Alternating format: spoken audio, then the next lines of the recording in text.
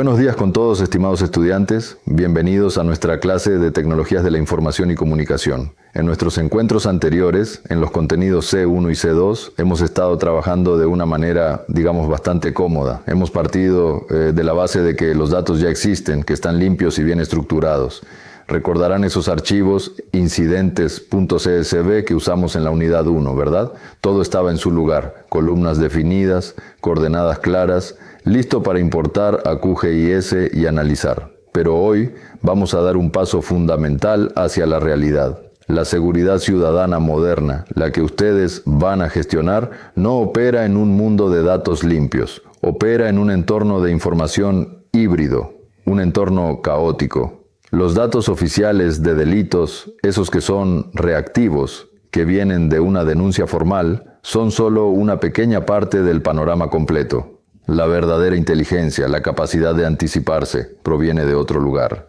Proviene de los datos no estructurados, del ruido, del inmenso océano de información que es el Internet, las redes sociales, los foros. El propósito de nuestro contenido de hoy, el C4, es precisamente ese: introducirlos en la adquisición proactiva de datos. Vamos a aprender a emplear técnicas de dos disciplinas que son pilares en la inteligencia moderna: OSINT y GeoINT. Estas técnicas nos permitirán recolectar, procesar y, lo más importante, geocodificar esa marea de datos no estructurados que son vitales para la seguridad ciudadana. Empecemos por el primer término, OSINT. Son las siglas de Open Source Intelligence, o en español, inteligencia de fuentes abiertas. Operativamente, definimos OSINT como la inteligencia que producimos a partir de información que está disponible públicamente. Ahora, quiero que se saquen de la cabeza una idea errónea muy común. Cuando decimos disponible públicamente, no estamos diciendo que sea gratis o fácil de encontrar. Simplemente significa que es información para la cual no necesitamos métodos de intrusión clasificados para obtenerla. No vamos a hackear nada. Hablamos de medios de comunicación, redes sociales, registros públicos, incluso foros en la Deep Web, que son accesibles si sabes cómo buscarlos. Por eso, OSINT no es, y repito, no es buscar en Google. Eso es lo que hace cualquiera. Nosotros, como futuros tecnólogos en seguridad ciudadana, entendemos el OSINT como un proceso disciplinado, un método riguroso conocido como el ciclo de inteligencia. Este ciclo, que veremos en detalle, consta de planificación, recolección, procesamiento y análisis. Es el método que convierte esa información cruda, ese chisme en una red social, en inteligencia accionable, en algo sobre lo que podemos tomar decisiones. Si el OSINT responde a las preguntas ¿qué y quién?, necesitamos un socio para responder al dónde, y ese socio es el segundo término de hoy, GEOINT, o inteligencia geoespacial. La GeoINT es la inteligencia que derivamos de la explotación y el análisis de imágenes e información geoespacial. Su objetivo es describir, evaluar y, crucialmente, representar visualmente las características físicas y las actividades que ocurren sobre la Tierra. Si el OSINT nos dice qué pasó, el GeoINT nos da el contexto espacial, el dónde exacto. Ahora bien, en el contexto de la seguridad ciudadana que nos compete, ni el OSINT ni el GeoINT son plenamente útiles por sí solos. Saber que alguien dijo algo es interesante, pero no es accionable. Saber dónde están todas las plazas de Quito es un dato, pero no es inteligencia. La verdadera magia, el propósito central de esta unidad, nace en el momento de la fusión de ambas. La inteligencia accionable real aparece cuando logramos fusionar el qué del OSINT con el dónde del GeoINT. Déjenme ponerles un ejemplo muy concreto, aquí en Ecuador. Imaginen que vemos un post en la red social X, la que antes conocíamos como Twitter. El post dice: acaban de ocurrir disparos en la Plaza Foch. Eso, estimados estudiantes, es un dato de texto no estructurado. Es OSINT puro. Por otro lado, en nuestra computadora, en nuestro software QGIS, tenemos una capa vectorial, un archivo shapefile llamado plazasquito.shp, que es un dato GeoINT, un polígono con coordenadas.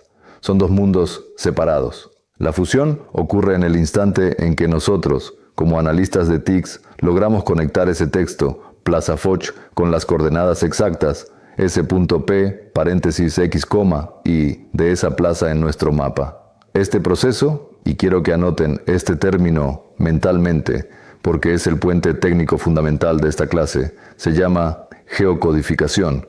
A veces también lo oirán como geotagging, si extraemos coordenadas directas de una foto, o geoparsing, si extraemos nombres de lugares desde un texto. Este proceso es el que conecta este contenido C4 con todo lo que ya vimos en C1 y C2 y con lo que veremos en el C5. Es como convertimos el lenguaje humano, caótico y ambiguo, en un dato espacial preciso que una máquina puede entender y analizar. Las plataformas de inteligencia más avanzadas del mundo basan toda su arquitectura en esta fusión, permitiendo monitorear amenazas en tiempo real. Pero antes de emocionarnos con las herramientas, debemos hacer una pausa grande y muy seria. Hablemos del contexto legal y ético, especialmente en nuestra región, en Latinoamérica. El uso de OSINT por parte de agencias estatales para vigilar una práctica que a menudo se denomina ciberpatrullaje es una realidad creciente y genera inevitablemente una tensión. Una tensión muy fuerte entre las necesidades legítimas de seguridad pública y nuestros derechos fundamentales a la privacidad y a la libertad de expresión, derechos protegidos por nuestra Constitución y por la Ley Orgánica de Protección de Datos Personales. Por lo tanto, es imperativo, es una obligación moral y legal que ustedes, como futuros analistas, operen dentro de marcos legales estrictos. El trabajo que promovemos en esta carrera se enfoca en la inteligencia, no en el espionaje. Y la diferencia es clave. La inteligencia es el análisis agregado de patrones para identificar amenazas. Por ejemplo, un hallazgo de inteligencia se detecta un aumento del 40% en reportes de percepción de extorsión en el sector de Carapungo, en Quito. Estamos hablando de un patrón, de un agregado. El espionaje, en cambio, es la vigilancia dirigida a individuos específicos, a disidentes, a activistas o a opositores. Eso no solo es antiético, sino ilegal. Debemos aprender, y lo haremos, a aplicar técnicas de anonimización. No nos interesa el nombre del usuario de Twitter, no nos interesa su foto, nos interesa el qué, el reporte y el dónde, la ubicación. Debemos tratar los datos personales con el máximo rigor, reconociendo que estas técnicas, si no se regulan adecuadamente, tienen un riesgo enorme de abuso. Bien, hecha esa advertencia fundamental, volvamos a la metodología. ¿Cómo funciona ese ciclo de inteligencia OSINT aplicado a un caso ecuatoriano? El ciclo tiene 4 fases. La primera es la planificación. No salimos a pescar a ver qué encontramos. Primero, definimos nuestros requisitos de inteligencia, es decir, hacemos las preguntas correctas. Preguntas como, ¿cuál es la percepción real de seguridad en el cuadrante 5 de Sauces en Guayaquil? ¿Existen convocatorias a desórdenes públicos en el centro histórico de Cuenca para este fin de semana? ¿Se están comercializando bienes robados del Distrito Metropolitano de Quito en foros locales o grupos de Telegram? Preguntas claras. La segunda fase es la recolección. Una vez que sabemos qué buscamos, identificamos las fuentes y usamos herramientas para recolectar. Esto puede ser monitorear hashtags locales como hashtag seguridad UIO o hashtag robos GIE. Puede ser hacer scraping, extracción automatizada de foros o de los comentarios en las versiones digitales de El Universo o Primicias. Aquí usamos técnicas como el Google Dorking, que son operadores de búsqueda avanzada. Por ejemplo, si usamos en Google el comando site.sfiletype.pdf reporte seguridad ciudadana, no estamos buscando artículos de prensa, estamos buscando directamente documentos PDF en servidores ecuatorianos que contengan esa frase. La tercera fase es el procesamiento. Esta es la más difícil. La recolección nos da miles de datos crudos. Texto, HTML, JSON. Es un desastre. En esta fase debemos limpiar, convertir esos datos a un formato estructurado como un CSV o una tabla. Debemos hacer validación, algo crucial. ¿Es veraz esta información? ¿Esta cuenta que reporta un tiroteo es real o es un bot tratando de generar pánico? Y aquí, de forma central, aplicamos la geocodificación. Hablemos de esas técnicas de geocodificación. La forma más fácil se llama geotagging. Esto ocurre cuando el usuario, voluntariamente, incrusta las coordenadas en sus datos. Por ejemplo, alguien toma una foto de un poste de luz caído en una calle de Ambato, la sube a Instagram y etiqueta la ubicación. La API de Instagram nos da la latitud y longitud exactas. O quizás sube la foto sin etiquetar, pero si logramos descargar esa imagen legalmente, podemos analizar sus metadatos EXIF. Muchas cámaras de celulares guardan ahí las coordenadas GPS de donde se tomó la foto. Eso es oro puro, es la forma más precisa de GeoInt. Pero la mayoría de las veces no tenemos esa suerte. La mayoría de las veces tenemos texto. Y ahí entra el geoparsing. El geoparsing es el proceso, a veces manual, a veces asistido por inteligencia artificial, de leer un texto no estructurado y extraer las ubicaciones. Si un ciudadano postea "hubo un robo cerca de la iglesia de San Francisco en el centro", nuestro sistema o nosotros manualmente debemos parsear, analizar ese texto e identificar iglesia de San Francisco y centro como una ubicación geográfica. La cuarta y última fase del ciclo es el análisis y diseminación. Aquí es donde fusionamos todo. Tomamos esos datos OSINT GeoInt que acabamos de procesar y los cruzamos con los datos oficiales que ya teníamos, los de C1 y C2, los de la Policía Nacional o la Fiscalía. ¿Qué encontramos? Identificamos patrones, anomalías o confirmaciones. Y aquí viene lo más interesante. ¿Qué pasa si el mapa de calor de delitos oficiales no coincide con nuestro mapa de percepción de inseguridad? Acabamos de descubrir una zona ciega, un barrio entero que se siente inseguro, pero que por miedo o desconfianza no está denunciando. Esa es una inteligencia de valor incalculable para la política pública. Finalmente, diseminamos estos hallazgos, por ejemplo, en un dashboard, como el que aprenderemos a hacer en el contenido C3. Para que esto quede absolutamente claro, simulemos el taller que ustedes mismos realizarán. El objetivo será mapear reportes ciudadanos de percepción de inseguridad en un distrito, digamos La Mariscal en Quito, para compararlos con los datos oficiales de delitos que ya tenemos. Primero, les proporcionaré un archivo simulado, reportesciudadanos.csv. Este archivo simula ser la exportación de una herramienta OSINT y tiene campos como ID, reporte, usuario, que estará anonimizado, texto, reporte y fecha. Segundo, ustedes harán el procesamiento, geoparsing.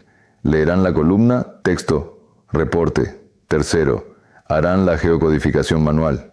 Identificarán ubicaciones únicas, como Parque Central de la Mariscal, y encontrarán las coordenadas PXY en Google Maps o en QGIS. Cuarto, crearán un nuevo archivo, ubicaciones geocodificadas.csv, con 3 columnas, nombre, lugar, latitud, longitud. Quinto, la fusión en QGIS. Para conectar la tabla de textos con la tabla de coordenadas, haremos un join, una unión de atributos. Tendrán que modificar el archivo original reportes-ciudadanos.csv para añadir una columna nombre-bajo, lugar que coincida exactamente con el archivo de ubicaciones. Luego cargarán ambas tablas sin geometría en QGIS y usarán la herramienta unir atributos por nombre de campo. La capa de entrada será reportes por ciudadanos, el campo de unión será nombre-lugar, la capa de unión será ubicaciones geocodificadas y el campo de unión también será nombre-lugar. El resultado de esa unión será una nueva tabla, llamémosla reportes con X y .csv sexto, y este es el momento cumbre, la creación del GeoInt. Usarán la función añadir capa de texto delimitado sobre ese nuevo archivo, reportes con X y .csv. Le dirán a QGIS que el campo X es longitud, el campo Y es latitud y que el sistema de coordenadas de origen es WGS 84 y listo. Acaban de convertir una tabla de textos y rumores en una capa de puntos vectorial, un reporte SOSINT.shp. Finalmente, el análisis. Ahora podrán superponer su nueva capa, reportes OSINT.shp, que es C4, sobre la capa hotspots oficiales.tif, que hicimos en C2. Y ahí podrán comparar visualmente la percepción ciudadana, OSINT, con el delito registrado, oficial. Ven, este es el poder de la metodología. No depende de comprar software caro. Lo que importa es que ustedes entiendan el concepto de la fusión OSINT-GEOINT. Esto es lo que nos permite, como tecnólogos en seguridad, pasar de ser meramente reactivos a ser proactivos, identificando amenazas emergentes y comprendiendo la percepción de seguridad directamente desde la fuente, el ciudadano. Bien, para dar por terminada la sesión del día de hoy, les quiero recordar que deben revisar todas las actividades que se encuentran cargadas en el aula virtual y deberán realizarlas en el tiempo establecido. No se olviden que uno de los requisitos para aprobar el curso es que deben tener todas las actividades completas. Una vez más, quiero indicarles que en el caso de tener alguna duda sobre la clase, pueden realizar sus preguntas al agente virtual de la materia. El enlace que los llevará directamente a conversar con el agente se encuentra cargado en la plataforma virtual en el apartado de la información general del curso. Si luego de conversar con el agente virtual siguen teniendo dudas, pueden realizar sus preguntas en el grupo de WhatsApp de la asignatura. Allí, los asistentes de cátedra les ayudarán respondiendo sus preguntas. Además de eso, también tienen disponible un foro de dudas dentro del aula virtual, donde podrán dejar sus inquietudes para ser resueltas. Pasen bien, señores estudiantes, y nos vemos en la próxima clase. ITESUT, Instituto Superior Tecnológico Universitario de Transporte.